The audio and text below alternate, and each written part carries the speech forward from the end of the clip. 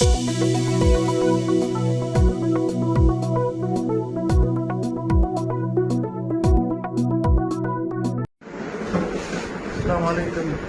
मेरा नाम शाइस्ता परवीन है। मैं सुलेमान दी अम्मी हाँ। ਉਹਦੇ ਅੱਬੂ ਜਿਹੜੇ ਨੇ ਉਹ 30 ਸਾਲ ਹੋਏ ਫੌਤ ਹੋ ਗਏ।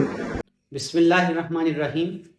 इब्तदा रब करीम के बाबरकत नाम से जो मेरा आपका सबका पालनहार है, जिसके कब्ज़ा कुदरत में कुल खुदाई है। दुरूद सलाम शान कायनात जाने कायनात नबी मुकर्रम हज़रत मोहम्मद मुस्तफ़ा सल्लल्लाहु अलैहि वसल्लम पर। आमिर उस्मान आदिल अपने यूट्यूब चैनल और ऑफिशियल फेसबुक पेज पर पाकिस्तान और दुनिया भर में बसने वाले सफ़ीरान वतन को सलाम अर्ज़ करता है।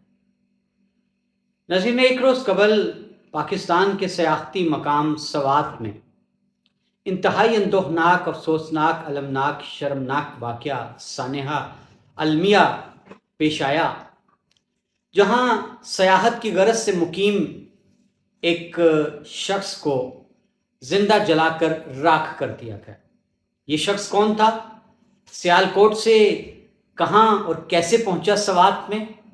इस पर जो इल्ज़ाम था कि इसने कुरान पाक के औराक को नजर आतिश किया, क्या किसी ने आंखों से इसको ये तौहीन करते हुए देखा?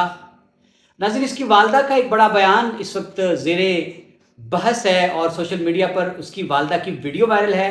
वालदा ने इस शख्स के बारे में क्या कहा, ये भी आपको सुनवाएंगे। और हकाइक क्या हैं, ये माजरा है क्या सियालकोट से एक शख्स इतनी दूर तौहीन करने के लिए सवात क्यों गया, होटल में ठहरा हुआ था, माजरा क्या पेश आया, ये सारी तफसीलात आज की इस वीडियो में आपके सामने। नाज़रीन, वाक़या कुछ यूँ है कि सियालकोट का रिहायशी मोहम्मद इस्माइल वल्द मोहम्मद कमर नाम बताया गया है।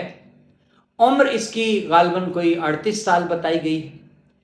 ये सवात चूँकि सियाहती मरकज़ है और आजकल ईद पे बहुत रश होता है तमाम सियाहती मकामात पर, तो इस शख्स ने सवात में एक होटल है स्काईवेज के नाम से, वहाँ कमरा ले रखा था और ये वहाँ पुलिस के मुताबिक 18 तारीख को यानी ईद के अगले रोज़ ये वहाँ पे पहुँचा। अब इतला मिली, होटल मालिकान को मिली, होटल के मालिक ने पुलिस को दी, मुख्तलिफ ज़राए मुख्तलिफ अंदाज की मुतज़ाद ख़बरें देते हैं। बहरहाल पुलिस को इतला मिलती है कि स्काईवेज होटल में मुकीम एक शख्स जो है वो तौहीन कुरान का मुर्तकिब हुआ है। पुलिस वहाँ पहुँचती है, इसको वहाँ से निकालती है, मुश्तिल हजूम पीछे है और पुलिस इसको अपने साथ थाने में मुंतकिल कर देती है। लेकिन हजूम बढ़ता जाता है और फिर थाने पर हमला आवर होता है, गाड़ियाँ जलाकर राख कर दी जाती हैं, थाने को आग लगा दी जाती है। बिलाखिर हजूम कामयाब रहता है, इस शख्स को थाने में पुलिस की हिरासत से निकाल कर गोली मारता है, घसीटता है और फिर बाहर चौक में लाकर इसको जिंदा जलाकर राख कर देता। ये तो एक खबर है, इस वाक़े की रिपोर्ट। अब नाज़रीन, यहाँ मुख्तलिफ वाक़यात में मुख्तलिफ चीज़ें रिपोर्ट की गई कि जिस शख्स ने कुरान पाक के औराक को जलाया था। यहाँ अब सवाल पैदा होता है कि इसको ऐसा करते हुए किसने देखा? कोई चश्मदीद गवाह मौजूद है? अगर इसने ऐसा किया तो क्यों किया, किस बात पर इसने ऐसा किया? अमूमी तौर पर ऐसा होता है कि कोई चैलेंज देता है, कोई बहस मुबाहिसे में मुब्तला होता है तो फिर ऐसे वाक़यात जन्म लेते हैं, लेकिन ऐसा कुछ भी नहीं हुआ। इस शख्स के बारे में इसकी वालदा ने जो कहा वो एक वीडियो बयान है। मैं चाहूँगा पहले मैं वो वीडियो क्लिप आपको सुनवा पाऊँ ताकि आप सुन लें कि वालदा क्या कहती हैं। अस्सलाम वालेकुम। मेरा नाम शाइस्ता परवीन है।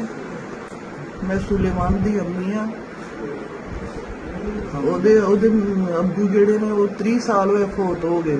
ਇਹ ਬਾਹਰ ਸੀ, ਉੱਥੇ ਗਿਆ ਹੋਇਆ, ਫਿਰ ਇੱਥੇ ਪਾਕਿਸਤਾਨ ਆਇਆ, ਇਹਦੀ ਸ਼ਾਦੀ ਕੀਤੀ, ਫਿਰ ਇਹ ਲੜਾਈ ਝਗੜੇ ਸਾਡੇ ਨਾਲ ਕਰਦਾ ਰਿਹਾ।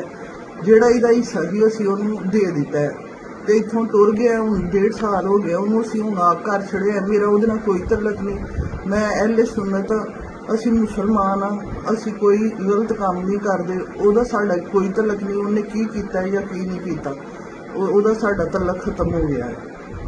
जी नाज़रीन, आपने सुना मोहम्मद इस्माइल की वालदा ने सियालकोट से अपने वीडियो बयान में कहा कि ये हमारा जो बेटा है ये हम इससे कता ताल्लुकी कर चुके हैं। वजह घरेलू नाचाकी और झगड़े थे और इसके खिलाफ उन्होंने थाना सिविल लाइन सियालकोट में एक मुकदमा भी दर्ज करवाया था कि ये जायदाद में हिस्सा मांगता है, झगड़ा करता है और धमकियां देता है। इसकी वालदा का कहना है अपने वीडियो बयान में कि इसके वालिद का 30 साल कबल इंतकाल हो चुका है। ये रोज़गार के लिए मलेशिया भी गया, वहाँ से वापस आया, हमने इसको इसकी जायदाद से हिस्सा दे दिया, ये हमसे अलहदा हो चुका है, लिहाजा इसके किसी कौल और फेल और अमल के साथ हमारा कुछ भी लेना देना नहीं है। ये इसकी वालदा का बयान है। अब नाज़रीन, सवात से एक बड़े ही सीनियर सहाफ़ी हैं और फयाज़ इनका नाम है। ये वॉइस ऑफ अमेरिका के लिए भी काम करते हैं और बड़े जुरतमंद सहाफ़ी हैं। इन्होंने बड़ा जुरतमंदाना अपना एक मौक़िफ़ जो है वो सामने रखा है और सारे सवालों के जवाब भी देने की कोशिश की है। इनका ये कहना है कि पता ये चला कि एक शख्स कमरे में, होटल के कमरे में, स्काईवेज में बंद है और उसके आसपास जो लोग दीगर कमरों में ठहरे हुए हैं वो इसका दरवाज़ा खटखटा रहे हैं। ये दरवाज़ा खोलता नहीं है। पुलिस को इतला दी जाती है, पुलिस पहुंचती है और वहाँ से इसको थाने में ले जाती है। SHO का कहना है कि उन्होंने इससे सवाल किया कि क्या तुम कादियानी हो, तो इसका जवाब था कि मैं मुसलमान हूँ। और फिर इसने सवाल किया SHO ने कि क्या आपने कुरान पाक जलाया, तो इसका कहना था मैं कुरान पाक क्यों जलाऊंगा, मैं कलमा गो मुसलमान हूँ। इसके बाद SHO का कहना है कि मैं इसको अपने क्वार्टर में ले गया ताकि हजूम मुश्तिल था, मसाजिद में ऐलानात हो रहे थे, बाज़ार के अंदर ऐलानात हो रहे थे, लोग बढ़ते जा रहे थे, बड़ी तादाद में थाने पर हमलावर हो गए, लेकिन तादाद बहुत ज़्यादा थी लोगों की, पुलिस की नफरी कम थी, हम इसको ना बचा सके, ये इसको मेरे क्वार्टर से निकाल कर ले गए। मुबैना तौर पर इसको पहले थाने में गोली मारी गई, फिर इसको घसीट कर बाहर ले आया हजूम, और फिर हजूम ने नाज़रीन इसको एक चुराहे में लाकर आग जला दी और जब तक ये जलकर राख ना हो गया लोग वालिहाना अंदाज में नारे तकबीर बुलंद करते रहे और वीडियोस बनाते रहे। अब नाज़रीन, यहाँ जो सहाफ़ी हैं फयाज़, उन्होंने जो सवाल उठाए हैं उनमें एक सवाल सबसे बड़ा ये है कि वाक़या होटल के अंदर पेश आया, बाहर कैसे आनन फानन इतला हो गई, अगर इतला हुई तो स्पीकर गाड़ी पर किसने नस्ब करवा दिया। और नाज़रीन, साथ ही साथ उन्होंने ये सवाल भी उठाया है कि वो पुलिस ने वो स्काईवेज होटल को सील कर दिया है, वो लोग कौन थे जो आसपास के कमरों में थे, रिहाइश पजीर थे, ये भी पूछा जाना ज़रूरी है। और फिर ये सबसे बड़ा सवाल कि कोई ऐनी शाहिद जिसने अपनी आंखों से देखा कि वो किस अंदाज में कुरान पाक की तौहीन का मुर्तकिब हो रहा था, कोई एक ऐसा गवाह जिसने अपनी आंखों से देखा हो कि इसने मेरे सामने नऊज़ बिल्लाह कुरान पाक के औराक को आग दिखाई। इसके बाद नाज़रीन, उन्होंने एक बड़ा सवाल ये भी उठाया है कि अमूमी तौर पर सवात में रिवायत है कि कोई एहतजाज होता है, जलसा जुलूस होता है, तो लोग अड्डे पर एहतजाज करते हैं। ऐसा क्यों हुआ कि इसका जो जिस्म है इसको घसीटते हुए लोग एक पुल का नाम लिया, उन्होंने सोर पुल के पार ले गए और वहाँ जाकर उसको उन्होंने जलाया, पहले लटकाया फिर जलाया। और यहाँ सवाल ये भी उठाया गया है कि पहले से लकड़ियाँ वहाँ क्यों जमा थी। और नाज़रीन, सवात के मीडिया ने यह भी रिपोर्ट किया है कि एक मजहबी गिरोह है जो इस सारे वाक़े में मुलव्वस है। अब नाज़रीन, ये सवाल अपनी जगह बड़ा वज़न रखते हैं कि एक शख्स जो सैर व सयाहत की गर्ज से सियालकोट से उठता है, सवात पहुँचता है, कमरा किराए पर लेता है, और वजह क्यों, क्या ऐसी वजह बनी कि उसने कुरान पाक की तौहीन कर डाली, ये बड़ा बुनियादी सवाल है। और एजेंसियाँ, पुलिस, दीगर तमाम ज़राए आज़ादाना इसकी तहकीक करेंगे तो फिर सामने आएगा कि हुआ क्या। इसके बाद नाज़रीन, अब मुख्तलिफ आरा हैं, मुख्तलिफ क्यास आराइयाँ हैं, और एक गिरोह जो है वो अभी भी इसको बहुत बड़ी फतह करार दे रहा है। वो कह रहे हैं कि इसने, ये मलून था, ये शख्स, इसके साथ जो हुआ वो ठीक हुआ। अब नाज़रीन, यहाँ बुनियादी नोयत के सवाल हैं। एक असिस्टेंट कमिश्नर सवात की एक वीडियो वायरल है, चूँकि ये पश्तो में है, बताया ये जा रहा है, दावा ये किया जा रहा है कि AC कमिश्नर जो हैं, असिस्टेंट कमिश्नर सवात, उन्होंने, उनके हाथ में कोई कुरान पाक के औराक हैं जले हुए, उन्होंने ये तस्दीक की है कि वहाँ से मिले होटल से।